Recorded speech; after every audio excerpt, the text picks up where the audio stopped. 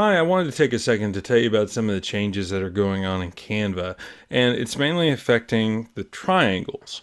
So this is kind of a weird thing for Canva to be affecting, but it's very frustrating for you as a creator or designer if you're specifically trying to use triangles to make certain shapes. One of the bad things about working with free software, or primarily with free software, is you're completely at the whim of the company who's providing the software to you. And that's because, well, it's free. But, sometimes they make changes that just don't make any sense, and this is one of those. But I'm going to show you how to work around it to still enjoy Canva and make the designs that you need to make. Here on my screen, we have the classic triangle that we're used to, which has the corner adjustments for size, but also has the height adjustment and the thickness adjustment. In the new triangle, which you can find by simply clicking on Elements and then going to Shapes,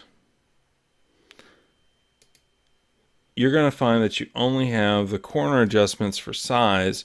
You no longer have the height and width adjustments, which is really frustrating if you're trying to make certain shapes.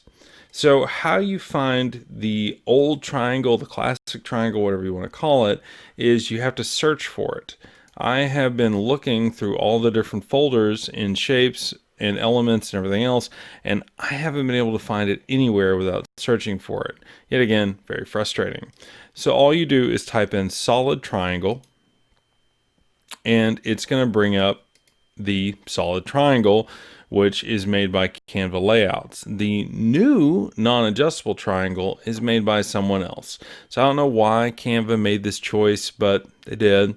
And you see if we click on it, boom, there's our classic multi-adjustable triangle. And then down here, you're going to find the right solid triangle.